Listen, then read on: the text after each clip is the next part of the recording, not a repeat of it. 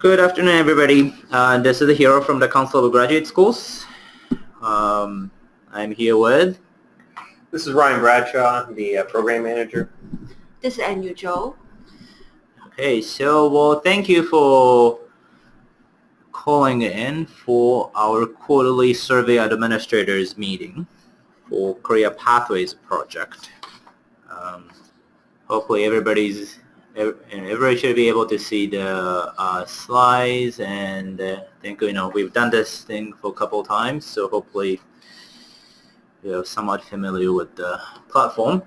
But just to go over, we are going to unmute you from our end, so that when you want to speak up, you'll be able to talk. But if you could make sure that you are muting yourself at your end, that would be greatly appreciated.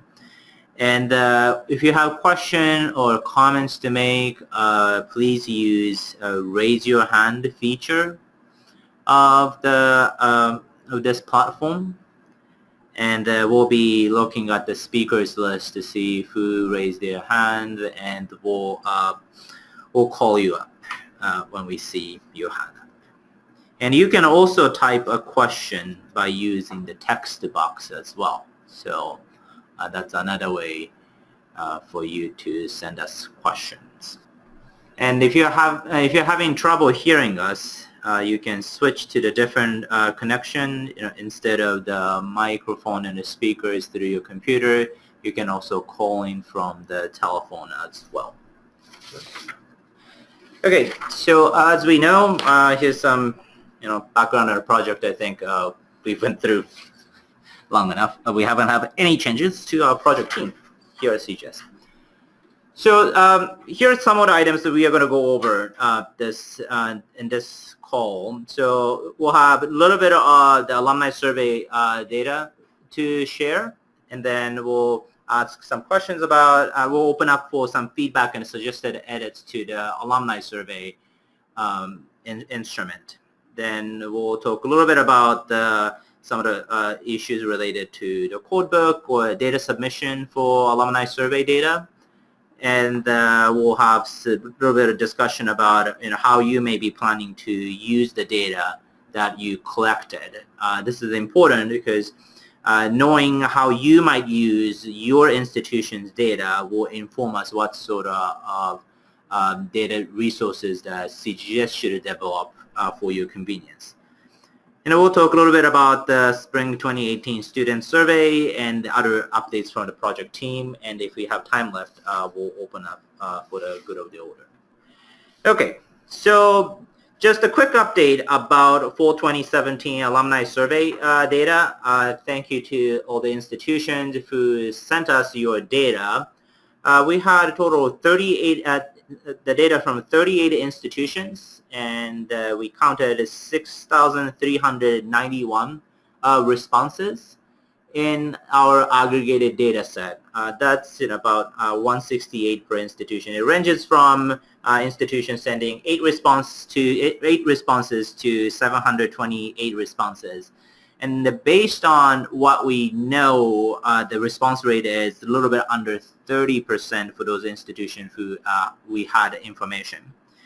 And it's just a very, very, very high level, the descriptive. So of the about the 6,400 responses that we got, 78% of respondents were from RD institutions, and 22% are from affiliated institutions. And in terms of breakdown of the cohort, as you recall, our intention was to gather the data for doctoral alumni 3 years out, 8 years out, and 15 years out. And as we sort of suspected that the most recent cohort has the largest responses. 41% of responses came from those doctoral degree recipients who earned their degrees 3 years ago, and 28% from 8 years out, about 17% 15 years out. We had about 800 responses that came from outside of our 3, 8, and 15 years cohort definitions. And this is the part that I want to discuss with you a little bit later to see if it makes sense to use the administrative records to correct those information, because we suspect that some of the doctoral control month in the year, when self-reported, the students might have reported the month and the year that's different from officially noted in transcript. Gender split, 54% were male, 45% were female, and we had a 0.4% identify as neither male nor female in other category. And in terms of citizenship status, about 80% came from U.S. citizens, and another 9% from permanent residents of the United States, and 11.6% from international students. Proportionate to the percent of international students earning the doctoral degrees, this seemed a bit lower, but not as surprising in terms of, since this survey went to the doctoral alumni. Certainly, the reaching out to international alumni are more difficult than reaching out to domestic students. We have a question here. It's, when will a complete list of participating universities and programs be available? We currently have a list of all participating universities online. So if you visit our website, cgsnet.org, and go to the Career Pathways page, we have all the awardee institutions. If you click a second link for affiliates, it has all of the 32 current affiliates who are part. In terms of the number of the 38 universities who participated this time around, do you know when we'll share those? We are still going through the data cleaning and analysis process, but once we are done with that process, we'll have which institutions contributed the data to this project, and for which field of study that we have data. So that I suspect that we'll be able to share something at our July meeting at the summer workshop. Inshallah, to answer your question, your second question, will participants have access to the presentation slides? Yes, we will send out a video recording of this after the meeting. Great. So in terms of breakdown by broader fields of study, so we aggregated up to the broader fields instead of fine field level that we collected the information.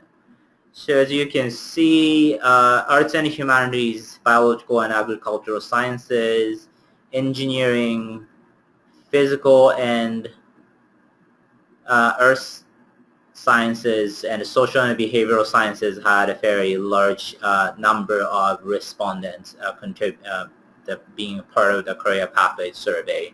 We'll have a little bit of more detailed look and which institutions might have provided the data later on. So that's really the high level one. We just finished aggregating the data that we received from your all institutions and clean the data, and we are gearing up to do more data analysis. And at the July project directors meeting, at the summer workshop, and subsequent survey administrators meeting at the end of July, we'll have a little bit more information to share. But as far as prepping our alumni survey instrument toward our fall 2018 survey administration, we wanted to make sure that there's an opportunity for participating institutions to provide some feedback or comments. We received some comments that's showing on your slide right now, but if there, if you have any other reactions or reaction to what you're seeing, that will be, now would be a really good time. Job location, Brad Bostrom. Brad, would you like to elaborate on your comment? Yes. Oh, hello. Can you Hi, hear me? Brad. Yeah, I was just thinking, what country, city, state that their current job is in? Maybe just for the current job. Okay. So for the current job, country, state.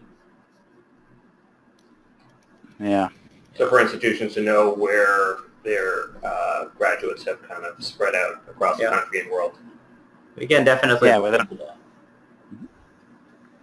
Thanks. Thank you. Yeah. Any other? Jennifer Kaysen, is there an anticipated date when we can launch the alumni survey? Can we launch it in the summer? So our goal is to send you an updated version of QSF file code book and the Word document version of survey instrument before July project directors meeting. So, by the time you submit your student survey data, we should have instruments ready for you. But one other thing is that as a reference date for current job, we've been asking the October 1, so that may be something that we have to discuss. If there is like a desire for institutions to push the survey out much earlier than fall, that's an important feedback for us to consider. Question from Alfredo. It might be helpful to get the address of current jobs in case you want to use GIS tools to represent the spatial distribution of alumni. Yes, we definitely agree with that. Okay. Yeah. Hung, yes, we can send you a copy of the questionnaire. Tori says that a bio demo needs to capture U.S. citizens working outside of the U.S. Okay. Okay, great. One question I have to the group, and hopefully some of you can help our thinking on this one. We did get a comment about our work responsibilities variable being STEM-centric language and not as inclusive for more arts and humanities and humanistic social science facing work responsibilities. And if anybody had feedback or comments as to how we might improve that language. So I'm talking about what are your primary and secondary work activities? And we list some of the work activities such as basic research, applied research, development, managing or supervising professional services, teaching, and other. And these, there's some feedback that this is not particularly welcoming options for those who earn their doctorates in arts and humanities and humanistic social sciences. If you have any thoughts, that'll be very helpful. If you want to answer a question, just raise your hand and we can unmute you. We did get two other type questions. We did get two other type questions. Okay.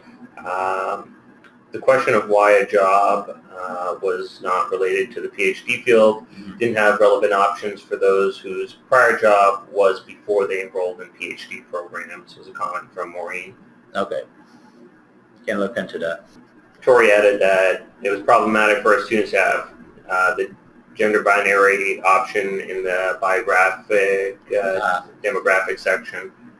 And that was something we looked into in the student survey, and we provided options for that section. Yeah, the gender and other demographic variables, we will adjust the alumni surveys to what we have done for the student survey that currently being administered. And we can look into the job relatedness of the prior job.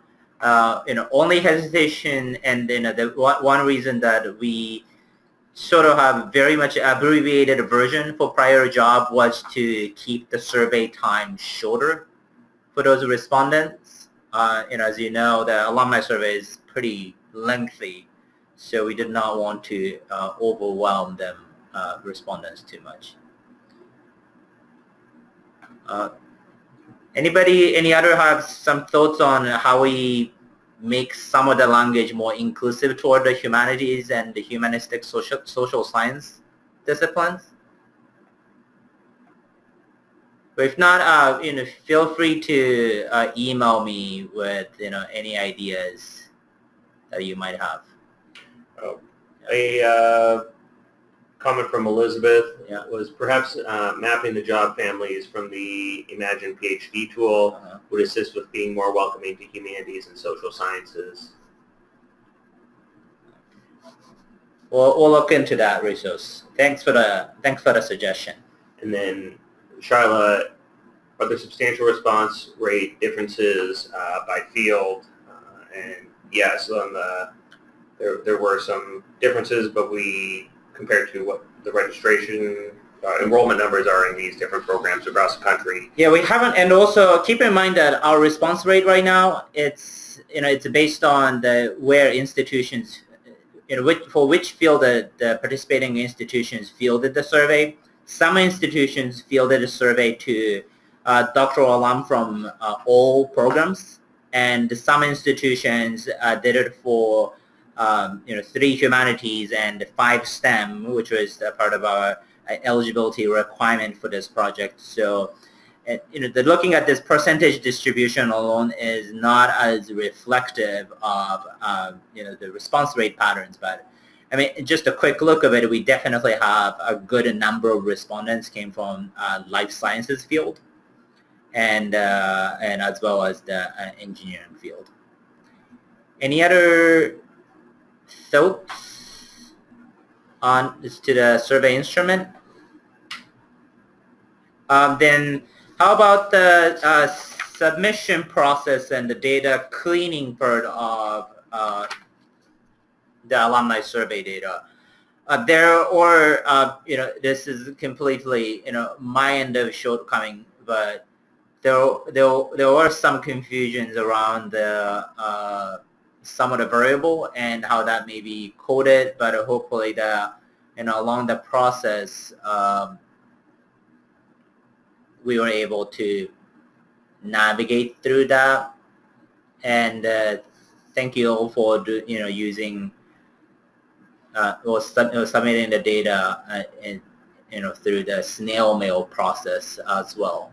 But do you have any feedback on how the code book is set up, or suggested different way that we might deal with this? Wendy asks, did we have a syntax file for coding? No, we never created a syntax file for coding. In part, we weren't sure how much change that each institution might make to our Qualtrics file or some other platform. So it did not quite make sense at the time for us to dictate the syntax to do the recoding based on our code book. Rebecca asks, are there some questions that should be required?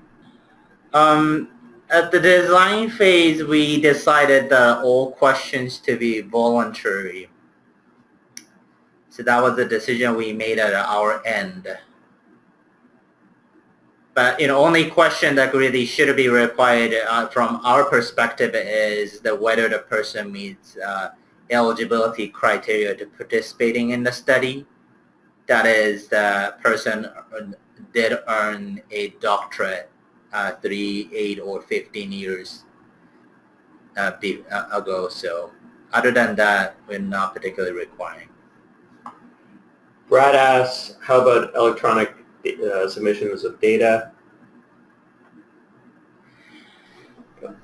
So only concern that we had is right now we don't have set up for secure transmission of the data, and that may be something for us to look into it. Just not sure at this particular moment how much of investment on CGS part to come up with a secure server or secure data submission system. I know that there are, AAU Data Exchange and other places seems to use the secure FTP server to upload the data files. So if there are some ideas or the lead that we should consider in relatively low cost way for you to share data with us electronically, and without you to purchase, also purchase an expensive platform, we are definitely open to hear some options. It's just that we are working with a number of institutions, and we want to make sure that we get the technology that's easily accessible to all institutions.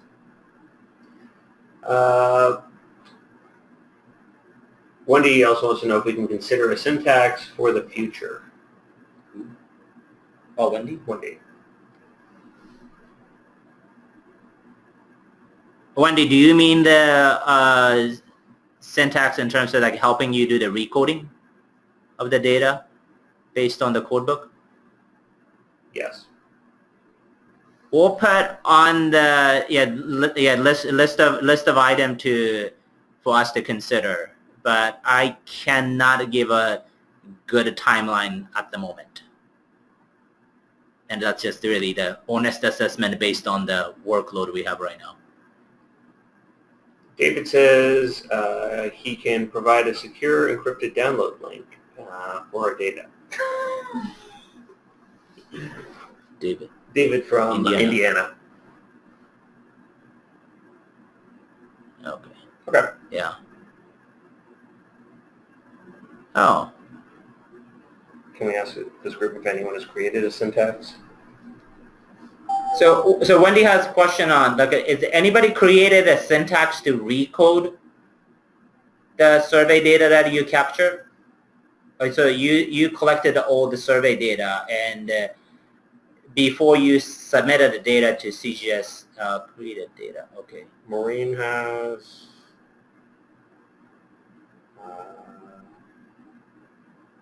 Rebecca Barber says that Qualtrics creates a syntax file for all the values. Okay, so there are a couple people who did it. So Maureen and Rebecca, if you can email me, and the others. UVA created one as well. At UVA. So if you could share those with me via email, when I send out a wrap-up email for this webinar, we'll attach it, or we'll create a place where you can access these information. This is really helpful, and thanks everybody for commenting in. ASU has also created one. Excellent.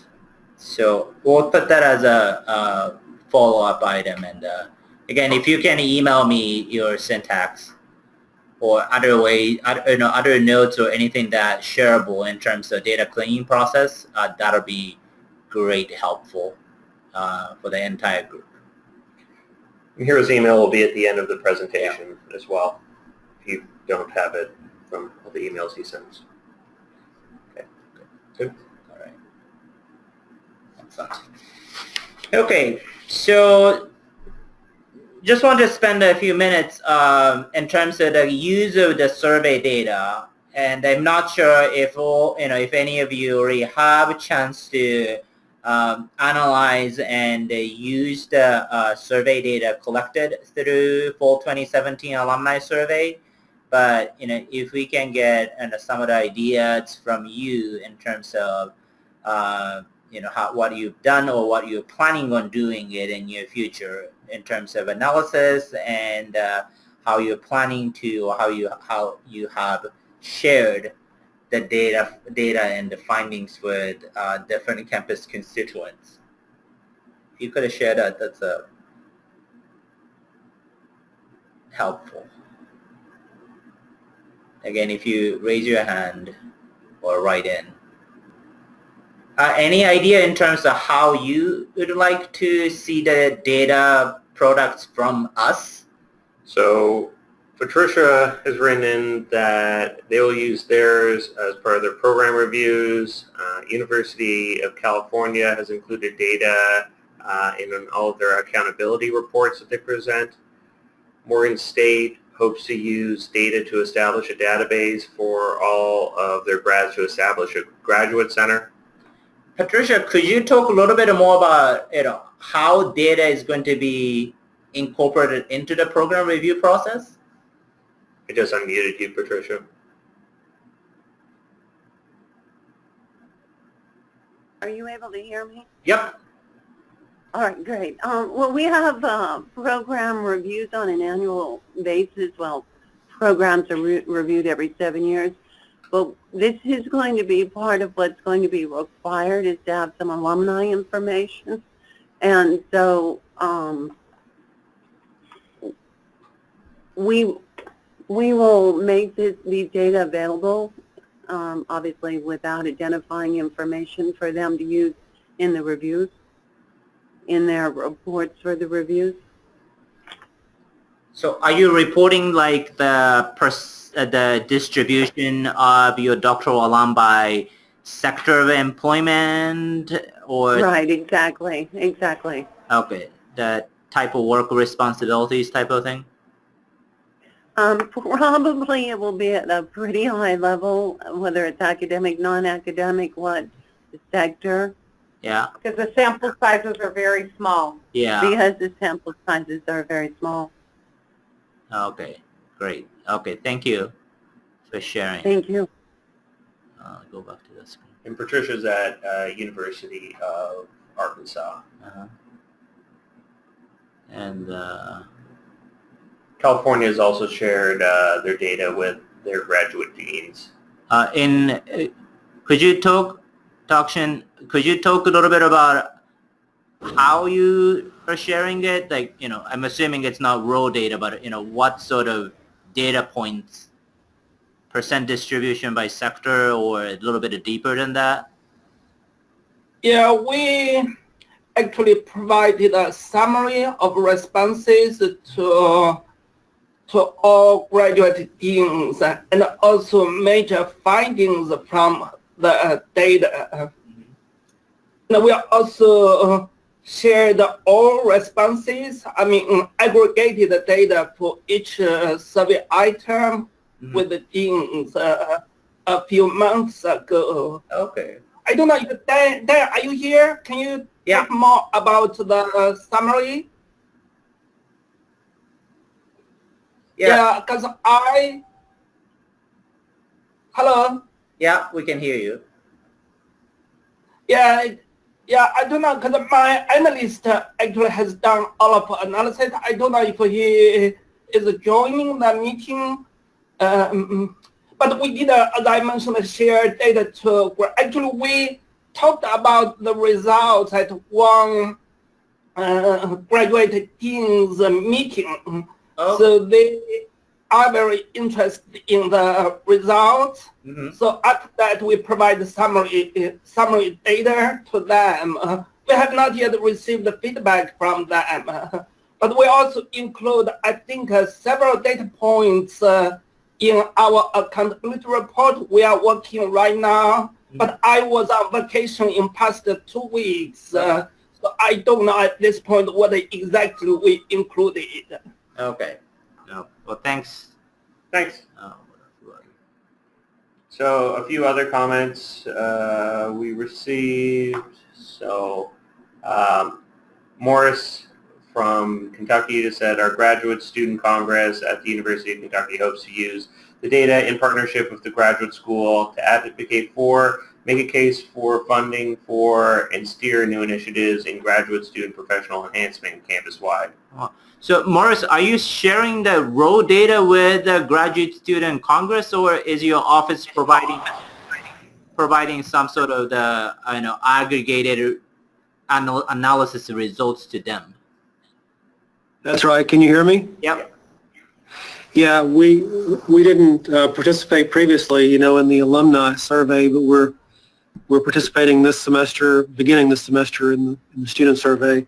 So going forward, yes, we'll share the aggregate data with the Grad Student Congress. So your office will do analysis, and the student leaders can use the data points in their conversations. Oh, Correct. great. Yes. Great. Thanks. Thank you. So Kathleen from Stony Brook says that they are planning to convene a meeting with their graduate program directors to discuss what it tells us about both outcomes and the skills that they teach. So Katie, could you? I don't know how far along that you have slides or the handouts ready, but what sort of analysis or what sort of the data points will show up in your presentation to the program directors?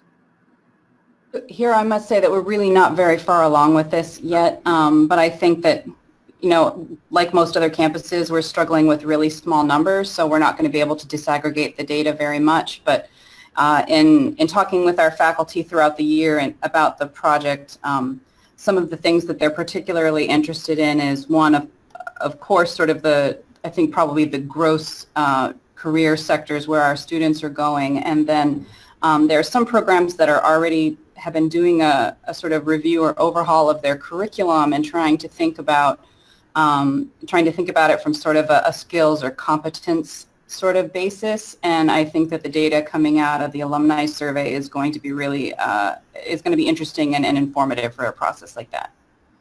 Okay. All right. Thank you. Thank you. And then Jennifer at University of Washington says for internal reporting, they would like to be able to share average response rates among all participating institutions for internal benchmarking and admin purposes.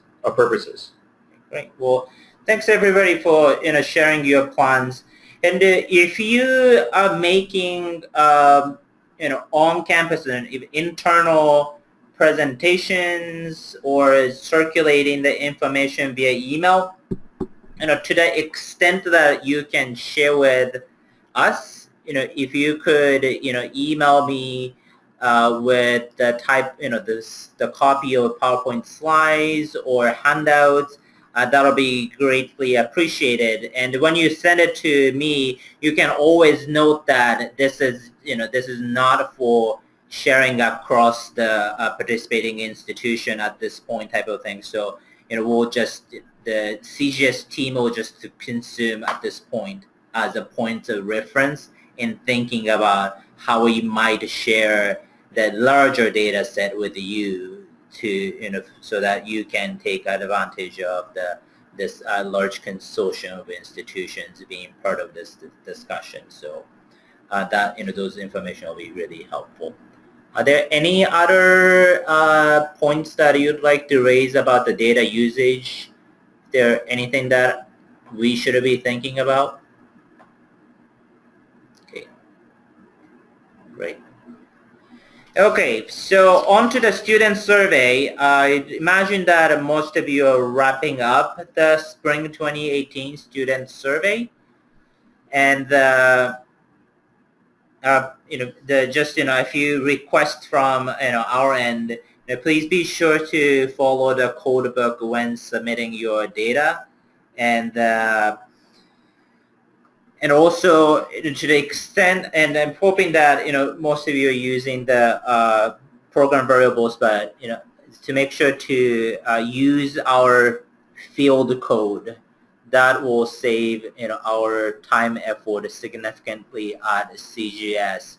If you are using your institution specific program listings or open-ended text box for respondents to record their doctoral programs, please use our code book and the taxonomy list to convert the data into our categories. And also in this student survey, we gave for several questions, we gave an option for you to customize the questions as long as you can roll back to CGS's categories specified in the code book.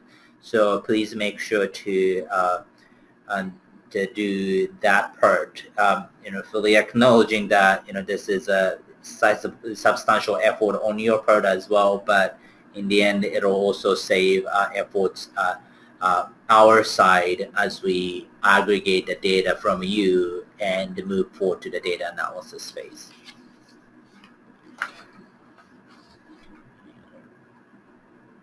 And just as a reminder that the student survey data is due to CGS by Friday, July 6th.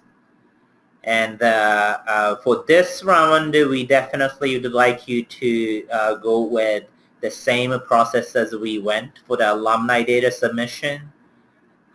We'd like you to put the data in some sort of password protected medium and send that medium to CGS via mail or UPS or FedEx or some sort.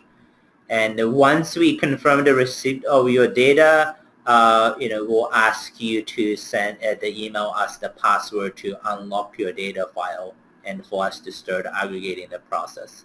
So if we could, at the very least for this round of data collection, we'll ask you to work with us with the same procedure. Just a few upcoming important dates. There's some related to the survey administration, but some other just in general for the projects.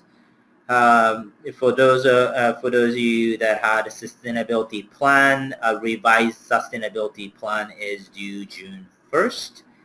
And the year one annual report for RDs are due June 30th. And again, spring 2018 student surveys due to CGS on July 6th. And for project directors, we have an in-person meeting at a CGS summer workshop in Chicago. And if you have not RSVP for this project directors meeting, or please make sure that your project directors did that, and also to register for the CGS summer workshop. And the next survey administrators meeting, this in the webinar format, will be on July 25th. Again, the last Wednesday, I think, of July, and by then we should have finalized our alumni survey instrument for 2018 administration, and we should have more information out from our 2017 alumni survey results as well. There are any other? We do have a question from Wendy. Yeah. Will we be getting a copy of the larger data set?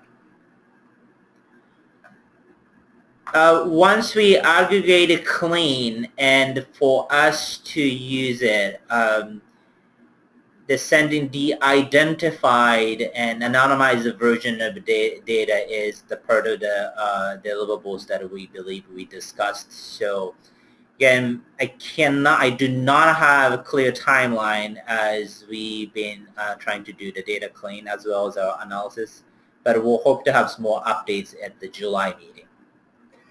Tongshin has a question, so I'm going to unmute him. Yep. Yeah, my colleague has several questions about the student survey data submission. Mm-hmm. I just wanted to, well, one thing I said, just to be clear, so what we did with the student surveys, because we had that issue before where we have an open-ended item for their programs, obviously that data is going to be extremely messy. Mm-hmm. So what we just did is we took your list of programs and we turned that from an open-ended item to a closed-ended item where they could just select one from the list that you provided in the code book. Yeah. And that way we didn't have to deal with that because that was a mess to deal with the alumni survey. So that's how we decided to clean that up for this submission. Got it. Yeah. No, that sounds right. Yep. Thanks. I have another question about alumni survey data. Mm-hmm. So did you count UC as one institution, or you count 10 institutions? 10 institutions. 10 institutions.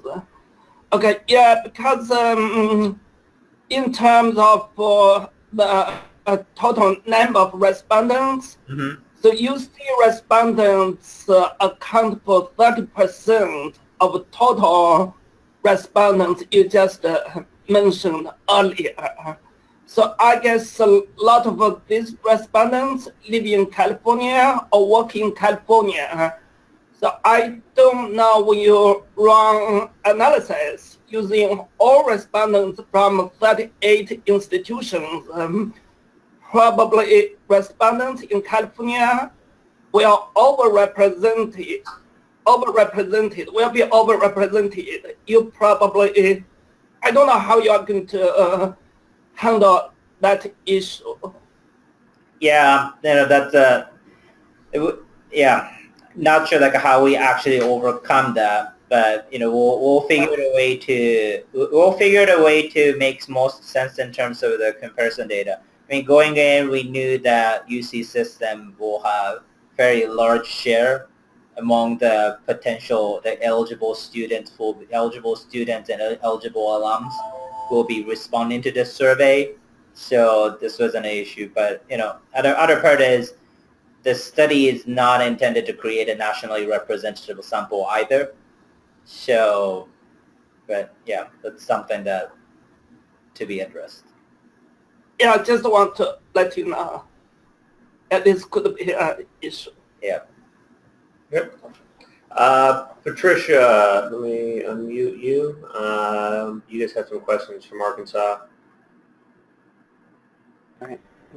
Okay, actually it's Kim Needy. I had a couple of questions. This is from Arkansas.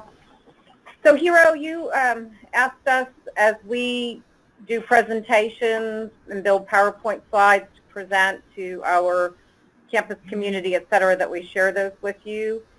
I would like to ask also for CGS, as they prepare PowerPoint presentations that report kind of on the aggregate results, that we have a database of those slides and presentations as well, because I envision our campus community, when we're presenting results about our campus, they want to say, well, what does it look like in a larger study? As an example, so you have a 32% response rate or something like that. How does that compare to other institutions? Or we have this finding for our students in the humanities. How are we doing? Is that good or bad? How does that compare to the larger population of people that were surveyed? Of course, as we create a data products, data tables that will be used in our presentation, we'll be sharing with participating institutions. So, will there be like a place on the website or something, a secured place on the website where we could go to get that stuff, or we just have to be aware that it exists? To be honest with you, I don't think we figured it out at which platform that we're going to disseminate that information. But one thing we can for sure say is that we'll be sharing with the participating institutions one way or the other. Okay, well that would be great. I think that'd be really helpful. I appreciate that, and that's fine if you don't have it all worked out. I get that. Another question on the June 1st due date for the revised sustainability plan. So I'm not sure that we received specific feedback on our plan, but obviously we could revisit our plan and then make any refinements and just resubmit that. Is it possible to say we have no refinements?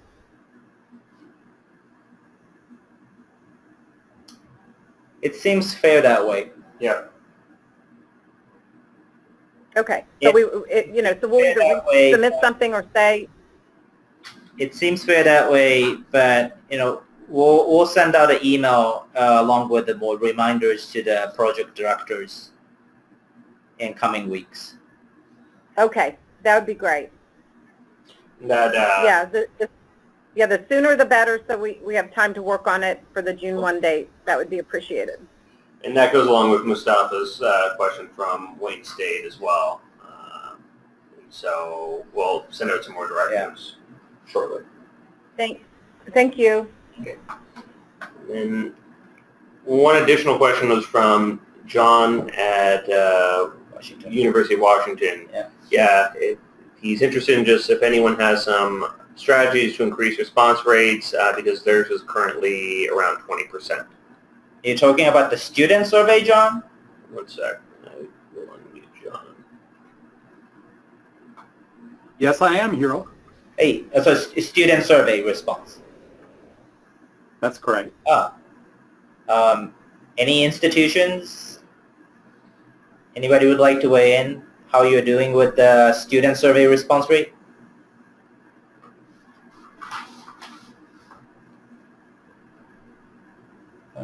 We've not asked institutions to share that information yet about what their response rates are like, but we can probably look into asking to collect that. Brad says his is at 40% so far.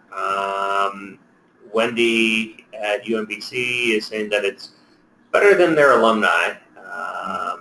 Arkansas is currently at 46%. Phil at University of Virginia says they're giving out $50 Amazon gift cards. Phil, are you handing those out individually or is it a contest? So we're giving them out. We're basically raffling them as an incentive. So we're giving out 30 of them, I think, across our whole population. We had about between 650 and 700 respondents or people in our survey. And so I think we gave out 30 of those total. We're in the process of doing that now. We just closed our survey recently, and we have about 50% response. That sounds great. Thanks. Thanks, Phil. And then Charlotte, University of Arizona, you guys are at 91%. You might unmute you. Charlotte, how have you guys achieved a 91% response rate? We work with programs. In any way in particular, or? Yeah, we met individually with every program's department head, director of graduate studies, and program coordinator. Often the program's tooled into the participants' awareness of the survey requirements that they submit them along with their annual performance reviews. So the responses were sometimes built into existing structures of feedback from individual students. At other times, it was just that we worked really closely with the programs. We had the professors email the students and just had a lot of cooperation from all the units that we were surveying. It sounds like a very collaborative cross campus. How many programs are you working with? We're working with 6 different programs across communities and social and behavioral sciences. We're an affiliate, so that's why we're not working with as many programs as other people. Okay. Great. Well, thank you. Yeah. John, how is your response rate compared to the alumni survey response rate? Well, it's currently half. So we had a little better than 40% for the alumni survey, and we're sort of mid-cycle in our student survey administration right now. So we do expect a higher response rate. We haven't provided any financial incentives. However, we have worked individually with our programs. We've had varying levels of program endorsement of the project. So we're looking for strategies. Yeah. Parmesh, you said that you ended up, Wisconsin has a 40% response rate and that you sent out a $2 pre-incentive with the mailed out invitation letter. What's the pre-incentive?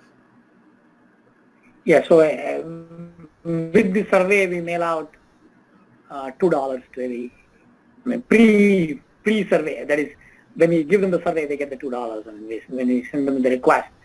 So it's not. So even if they don't submit, they get the $2. But even that, How do they get the $2? Is it a gift card or? No, it is mailed. I mean,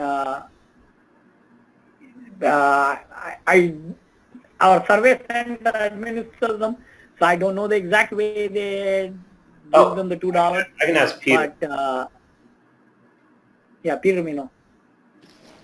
Peter, I just. Hi there. Yeah, can you hear me? Yes. Okay, great. So yeah, we have the Wisconsin Survey Center administer the survey for us, and when they send out the invitation, they do that via a mailed letter with a link to the survey, and as part of that mailed letter, they include a $2 bill as a pre-incentive. And then you can track where the $2 bills are spent around town and see where all your survey results go. Yeah. Indeed. Yeah, so it's you know, the idea being that you know, the $2 bill, or you know, the pre-incentive engenders sort of a sense of obligation to do the survey. And our survey center has done quite a bit of research on this, and they find that it bumps up response rate significantly when they include that pre-incentive. So how many people did the survey get sent out to? How many students? It was about 1,000 people total. Okay. Sizable investment. Yeah. Okay. All right, thank you. Yeah.